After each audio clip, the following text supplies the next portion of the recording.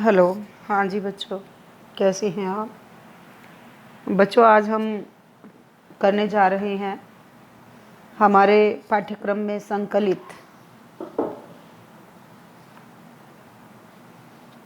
देवदारू निबंध के लेखक आचार्य हजारी प्रसाद द्विवेदी जी का जीवन परिचय, साहित्यिक परिचय और उनकी साहित्यिक विशेषताएं। अभी तक बच्चों हमने 3 निबंध अच्छी तरह से कर लिए हैं और मैं उम्मीद करती हूँ कि आपने भी इन सभी ऑडियो वीडियोस को बड़े ध्यान से सुन लिया होगा। हमारे 3 निबंध आशा का अंत, दूसरा हमारा निबंध था रामचंद्र शुक्ल द्वारा लिखित उत्साह और तीसरा संस्मरण जिसका नाम है गिल्लू और लेखिका हैं महादेवी वर्मा जी। तो हम बच्चों ये 3 निबंध अच्छी तरह से कर चुके हैं। इन सभी के प्रश्नोत्तर, लघु प्रश्न, अति लघु प्रश्न, आलोचनात्मक प्रश्न, ये सब कुछ हमारा हो चुका है। अब हम करने जा रहे हैं हमारे चौथे लेखक आचार्य हजारी प्रसाद द्विवेदी जी को। मैं आपसे उम्मीद करती हूँ सभी से कि आप ध्यानपूर्वक सभी ऑडियोज़ को सुनें और उसको समझने का प्रयत्न करें।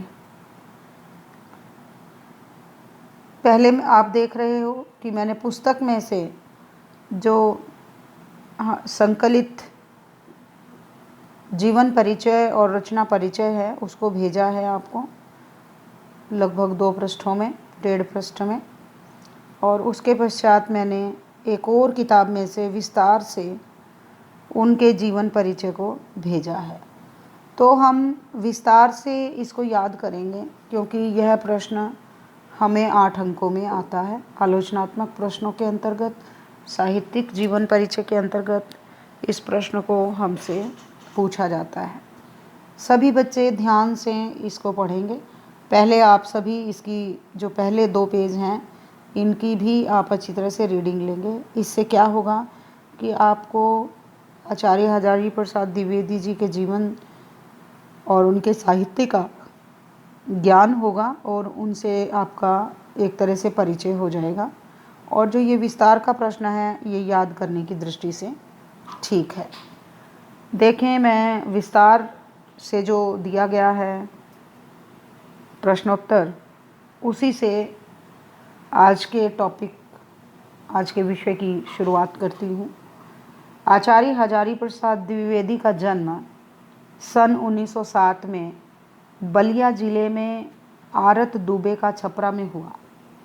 संस्कृत महाविद्यालय काशी से शास्त्री की परीक्षा पास करने के पश्चात उन्होंने 1930 में ज्योतिष विषय में ज्योतिषाचार्य की उपाधि प्राप्त की, यानी ज्योतिष का भी अच्छा खासा ज्ञान इन्हें प्राप्त था और ज्योतिष विषय में इन्होंने ज्योतिष आचार्य की उपाधि प्राप्त की। सन 1930 में शांति निकेतन में इन्हें हिंदी अध्यापक के रूप में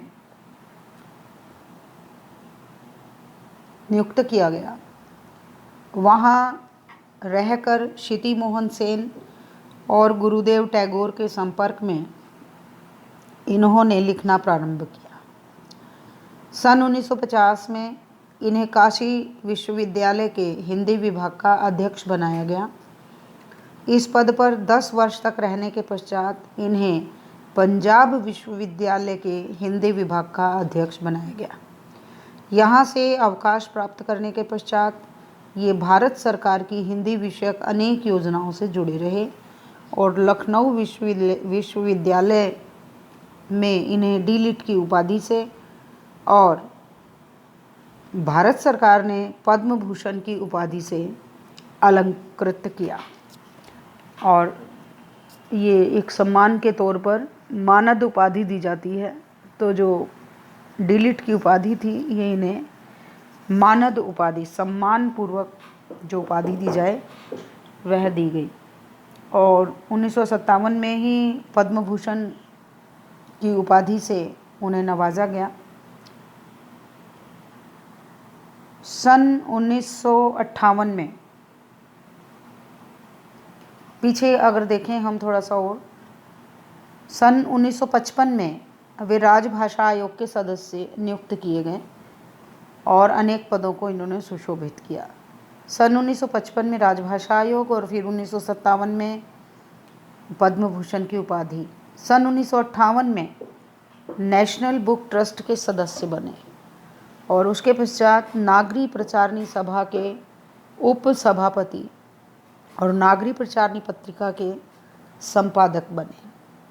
सन 1960 में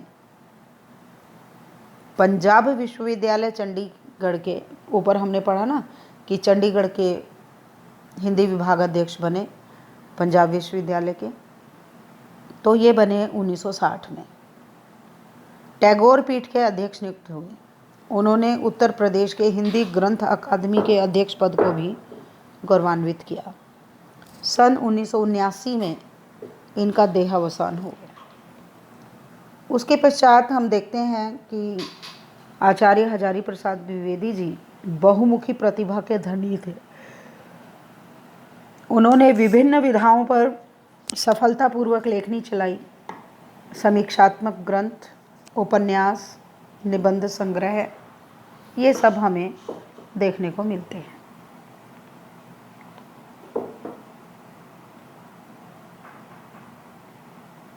ये ख्याति प्राप्त इतिहासकार हैं। इन्होंने हिंदी साहित्य का इतिहास लिखा। मूर्धन्य समीक्षक हैं, सुप्रसिद्ध उपन्यासकार हैं और वान भट्ट की आत्मकथा ये काफ़ी प्रसिद्ध उपन्यास हुआ। सफल प्रशासक हैं, सुयोग्य शिक्षक हैं, शीर्षस्थ निबंधकार, भारतीय संस्कृति के अनन्य प्रेमी और मानवतावादी दृष्टिकोण वाले थे। उनकी रचनाओं को हम यहाँ 3 भागों में देख सकते हैं। सबसे पहले समीक्षात्मक ग्रंथ, सूर साहित्य, हिंदी साहित्य की भूमिका, मध्यकालीन धर्म साधना, सूर और उनका काव्य, नाथ संप्रदाय, कबीर, मेघदूत, एक पुरानी कहानी और हिंदी साहित्य का आदिकाल, ये और इसके साथ साथ लालित्य मीमांसा आदि, ये इनके समीक्षात्मक ग्रंथ हैं। उपन्यासों की बात करें तो वान भट्ट की आत्मकथा, चारु चंद्रलेख, पुनर्वा और अनाम दास का पोथा, ये इनके प्रसिद्ध उपन्यास हैं। निबंध संग्रहों में इनकी जो रचनाएं हैं वो 11 खंडों में द्विवेदी ग्रंथावली राजकमल प्रकाशन दिल्ली द्वारा प्रकाशित हो चुकी हैं। 11 खंड हैं उनके निबंधों के। अशोक के फूल, विचार प्रवाह, विचार और वितर्क, कल्पलता, ये इनके संग्रह हैं जिन्हें 11 खंडों में द्विवेदी ग्रंथावली के अंतर्गत जितनी भी रचनाएं हैं, चाहे वो ग्रंथ हैं, समीक्षात्मक ग्रंथ हैं, उपन्यास हैं, निबंध हैं, ये पूरी एक द्विवेदी ग्रंथावली के नाम से राजकमल प्रकाशन दिल्ली द्वारा प्रकाशित हो चुकी है। तो इस तरह से हम देखते हैं कि आचार्य हजारी प्रसाद द्विवेदी जी बहुमुखी प्रतिभा संपन्न साहित्यकार रहे और ये जो राजकमल प्रकाशन द्वारा इनकी रचनाओं को 11 खंडों में प्रकाशित किया गया, इसका प्रकाशन हुआ उनकी मृत्यु के पूरे 10 वर्ष पश्चात 1989 में। शुक्लोत्तर युग के निबंधकारों में आचार्य हजारी प्रसाद द्विवेदी शिरोमणि हैं और हिंदी में ललित निबंध के जनक माने जाते हैं। ललित निबंध जहाँ लालित्य है, जहाँ सौंदर्य है, जहाँ माधुर्य है, इस तरह का भाव। उन्होंने विचारात्मक, आलोचनात्मक, सांस्कृतिक ललित निबंधों की प्रचुर मात्रा में रचना की। विशेषकर इनके निबंधों में भारतीय संस्कृति और मानवतावादी दृष्टिकोण की झलक मिलती है। हास्य विनोद का पुट भी इन निबंधों में मिलता है। इनके निबंधों की भाषा संस्कृतनिष्ठ होते हुए भी सुबोध है। इनकी शैली में पांडित्य, माधुर्य और लालित्य का अद्भुत समन्वय दिखाई देता है। इनकी भाषा की बात करें तो न संस्कृत निष्ठ शब्दावली है, परंतु समझ में आ जाती है, सुबोध है, और हास्य और व्यंग्य भी है।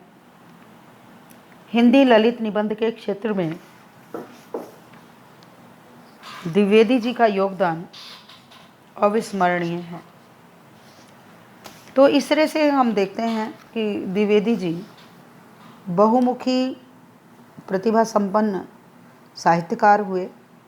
और बच्चों, आप देख रहे हो ऑन स्क्रीन ये सारी विशेषताएं उनके साहित्यिक विशेषताओं के अंतर्गत प्राचीन और नवीन का अद्भुत समन्वय, भारतीय संस्कृति के प्रति आस्था, आस्तिकतावाद के भाव, मानवतावादी दृष्टिकोण, प्रकृति प्रेम, देश प्रेम की भावना, विचारात्मकता की अधिकता और फिर उसके पश्चात उनकी भाषा शैली।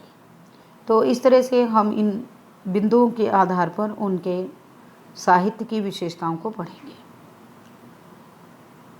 बच्चों, आज मैं आपको एक और किताब में से भी आचार्य हजारी प्रसाद द्विवेदी जी का जीवन परिचय भेज रही हूँ, क्योंकि बहुत बार परीक्षाओं में देखा गया है कि आचार्य हजारी प्रसाद द्विवेदी जी का साहित्यिक जीवन परिचय पूछा गया है, यानी परीक्षा की दृष्टि से अति महत्वपूर्ण प्रश्न है ये। तो इसलिए मैं आपको एक दो किताबों में से और इनके साहित्यिक जीवन परिचय को भेजती हूँ। तो आज आप जो मैं ये भेज रही हूँ मटेरियल टेक्स्ट के रूप में, PDF के रूप में, इसको आप पूरा का पूरा एक बार अवश्य ही रीडिंग कर लें, और उसके पश्चात कल से फिर जो हमारा निबंध है देवदारू, उसकी व्याख्या प्रारंभ होगी। पहले हम साहित्यिक विशेषताओं का करेंगे और उसके पश्चात देवदारू की व्याख्या का शुभारंभ करेंगे। तो फिलहाल के लिए इतना ही। आज आप इन प्रश्नों की रीडिंग करेंगे, इनको अच्छी तरह से पढ़ेंगे एक बार, और उसके बाद ताकि आपको आसानी से समझ में आ जाए। तो पहले आप पढ़ लें, इसकी रीडिंग ले लें, और उसके बाद मैं आपसे इनकी साहित्यिक विशेषताओं पर डिस्कस करूंगी, आपसे चर्चा करूंगी। ओके बेटा, ओके, ऑल द बेस्ट।